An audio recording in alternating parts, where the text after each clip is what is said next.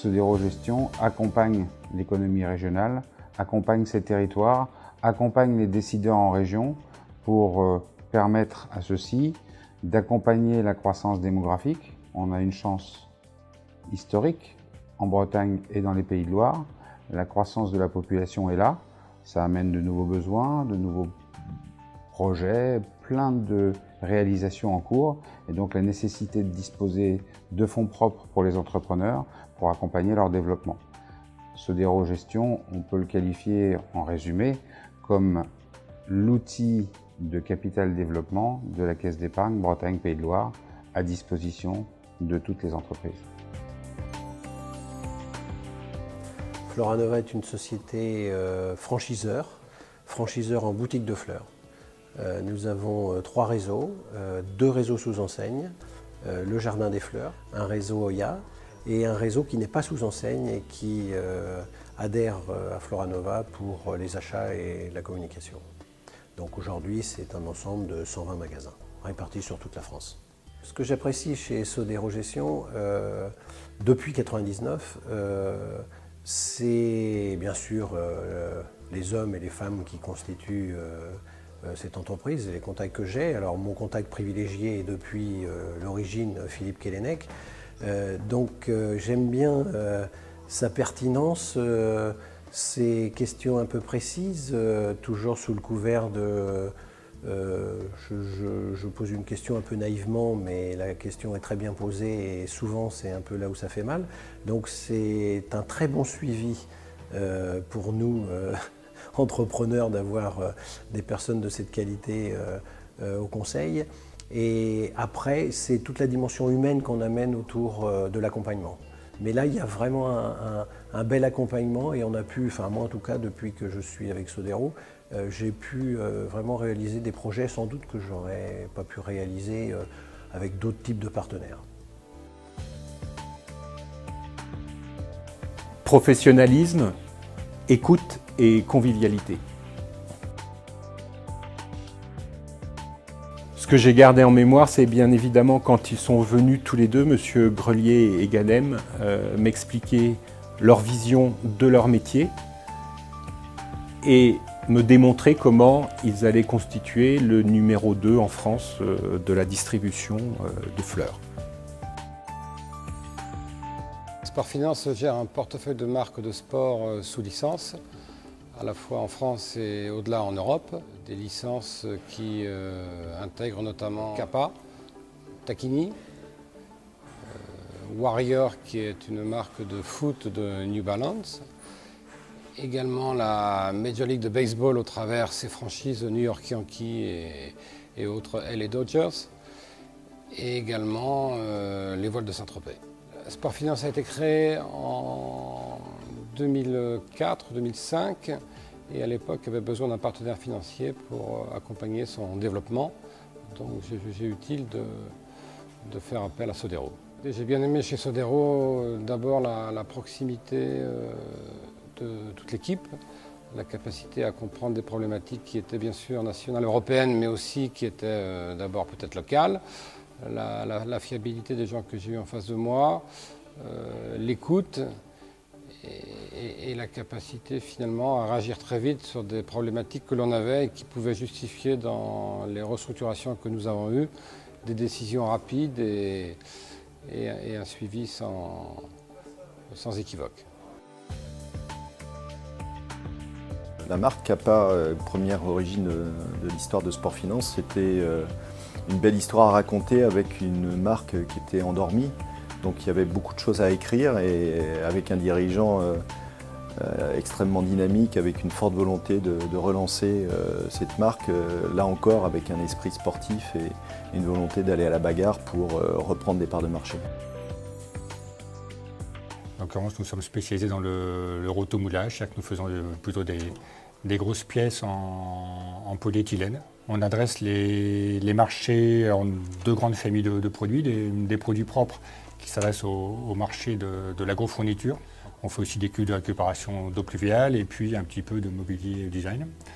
Et pour le reste de notre activité, c'est de la sous-traitance, avec des gens comme Jeannot Beneteau dans le nautisme, ou des produits pour les maçons, des machines spéciales, des postes de relevage pour l'assainissement. On fait à peu près 6 millions d'euros de chiffre d'affaires, voilà, avec 10% en gros à l'export. Alors en fait, on a fait appel à Sodero dans le cadre de du rachat de l'entreprise, puisque nous avons donc fait un LBO il y a 7 ans. C'est leur approche un petit peu plus en tant que partenaire accompagnant le dirigeant plutôt qu'en tant que financier pur. Et puis leur vision d'accompagnement sur le moyen terme et non pas l'idée de faire un coût financier sur, sur quelques années. Pardon. Agile, dynamique, intègre. Finalement, si je devais résumer un peu Rototech et son dirigeant, je vais faire un clin d'œil à Jean-Philippe Hannon, Rototech et Jean-Philippe Hannon, c'est un peu comme une bicyclette, pour tenir en équilibre, il faut avancer. Et c'est ce que j'apprécie particulièrement chez ce dirigeant, c'est qu'il va tout le temps de l'avant. Et donc on est une usine unique en Europe et unique au monde, qui va, à partir des plumes de volaille, extraire 2 acides aminés. Le premier, la L-cystine. Le deuxième acide aminé qu'on va extraire en parallèle, c'est un acide aminé qu'on appelle la tyrosine, qui est également une poudre blanche après purification, moins cristalline que la première, et qui va principalement être utilisée pour traiter des maladies. Et la caractéristique de BCF, c'est qu'à partir de la cystine qui est extraite des plumes de volaille, on va synthétiser un autre composant qui s'appelle la carbocystéine.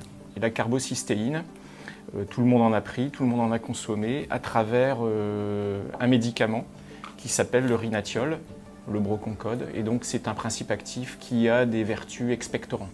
En fait, l'histoire entre nous et Sodero, elle remonte à 2008. Donc on a rencontré Vincent Loretti, qui nous a d'abord reçus, qui nous a consacré du temps. On a eu un très bon contact.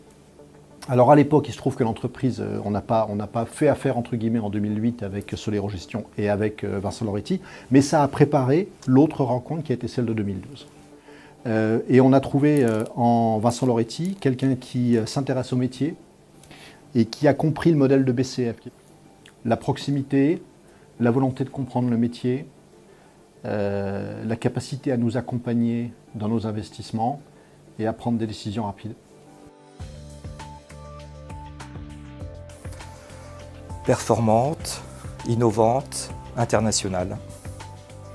J'ai eu l'occasion de rencontrer les 2 repreneurs, Jacques Pidou et Renaud Sarguert, en 2008-2009 lorsqu'ils recherchaient l'entreprise à reprendre. Et puis ils sont rentrés à ce moment-là chez BCF comme investisseurs minoritaires et ils ont fait vraiment un gros travail en fait entre 2009 et 2012 où ils ont reboosté vraiment cette entreprise. Et donc lorsqu'en 2012 ils ont fait la reprise majoritaire de leur entreprise et qu'ils ont cherché les investisseurs minoritaires, c'est avec beaucoup d'enthousiasme qu'on a étudié et décidé donc de faire l'investissement à leur côté. Alors l'activité du groupe Néoform Participation, c'est la conception, commercialisation et fabrication de solutions d'ameublement pour l'agencement de la cuisine et de la salle de bain. L'adossement de Sodero au réseau des caisses d'épargne de l'ouest de la France et puis la personnalité de l'intervenant que j'ai rencontré, Jean-Philippe Dupont, avec lequel le courant est tout de suite passé. La réactivité, la transparence et puis la faculté à m'assister, à m'accompagner dans la prise de recul et dans la réflexion stratégique. Néoform, c'est une entreprise extrêmement bien organisée, avec un manager qui a une très très bonne dimension et qui a une vision industrielle et de développement de la productivité, tournée en permanence vers le retour sur investissement. Et donc nous, le retour sur investissement, c'est un truc qu'on aime bien quand même. Alors l'activité de Malitri, c'est de fabriquer et de vendre directement, sans intermédiaire, matelas et sommiers, donc directement depuis l'usine, fabrication française. Alors nous avons fait appel à Sodero pour financer la sortie d'un actionnaire majoritaire et en même temps réorganiser le contrôle capitalistique de l'entreprise. Alors pourquoi Sodero? D'abord parce que c'était un acteur local, avec des exigences raisonnables et puis une proximité naturelle, une facilité dans les échanges. Donc c'est plutôt vers des acteurs de ce type qu'on s'est naturellement orienté. Ce que nous avons apprécié chez Sodero, alors c'est une réactivité, une bonne proposition qui nous a permis de faire affaire, mais une bonne proposition tout de suite. Pas 36 000 allers-retours et donc une simplicité dans les échanges et une bonne transparence. Et le principal moment fort, ça a été lorsque j'ai su que nous étions retenus pour accompagner Générale Française de Literie dans son projet. Silicia Glace est une entreprise que j'ai créée en 2006. C'est une entreprise de miroiterie. L'entreprise compte aujourd'hui 26 personnes. L'année dernière, nous avons réalisé un chiffre d'affaires de 3 millions avec un effectif de 19 personnes. Donc nous sommes en progression. Alors je souhaitais poursuivre le développement de l'entreprise.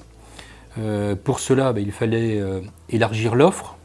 Pour élargir l'offre, il nous fallait se doter d'un matériel de production complémentaire. Et pour investir dans ce matériel de production, il nous fallait des moyens. Je souhaitais avoir un acteur pour m'accompagner qui soit un acteur, je dirais plutôt régional et qui ait une bonne expérience des PME. Sodero a bien cerné mes objectifs de développement. Il les a bien compris et très rapidement, on était parfaitement en phase avec Sodero Gestion. Quand Sodero Gestion m'a été présenté, ça m'a été présenté par le comité de développement de Loire-Atlantique qui a dit ce sont des gens des capital développement qui ne sont pas des sauvages, sont des gens qui sont très corrects. C'est un capital développement, je dirais, patient, qui sait bien accompagner le chef d'entreprise. Jeune, en plein développement, en pleine croissance, moderne, sur un métier extrêmement ancien. Son patron, Patrick Foulatier, et sa femme, son expérience initiale dans le même métier, le fait qu'il ait un outil industriel absolument up-to-date pour pouvoir contrecarrer ses concurrents, et le fait qu'il soit ancré dans un territoire avec des clients et des fournisseurs qui sont tous sur des sujets connexes et dans le même territoire.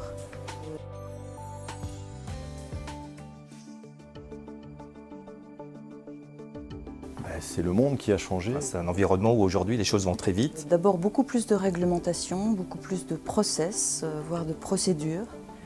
Un élargissement considérable des sociétés ayant recours à du capital investissement et donc une sorte de démocratisation en fait. Maintenant il n'y a plus de barrières au recours au capital investissement.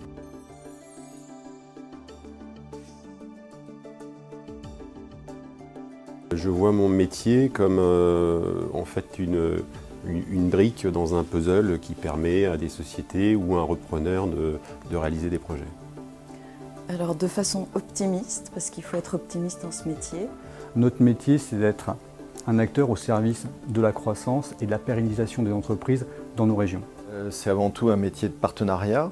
Je le vois passionnant, car au contact de leaders, avec des opportunités d'étudier des modèles, des métiers, des secteurs très différents l'un de l'autre, et riche parce que portant sur des projets humains. Le principal enjeu, et j'en vois vraiment un majeur pour Sodero Gestion pour les 10 ans à venir, c'est comment s'adapter à notre environnement, comment s'adapter à nos territoires et comment s'adapter aux attentes de nos clients. Je crois qu'on a commencé à donner une réponse et la première réponse pour moi, c'est l'innovation produit, apporter de nouvelles solutions attendues pour nos clients pour leur permettre d'aller plus loin. Je vais donc illustrer cette innovation par la création du fonds Transmettre et Pérenniser qui, même si elle a été créée sur la dernière année de la 10e année, sera évidemment l'outil que nous allons porter sur les 10 années à venir. Et ça change un petit peu la façon de travailler de Sodero Gestion, c'est-à-dire que traditionnellement nous sommes plutôt en posture de minoritaire. Transmettre et pérenniser, c'est permettre à une entreprise de croître, d'embellir et de se transmettre dans une situation ponctuelle de passage de majorité.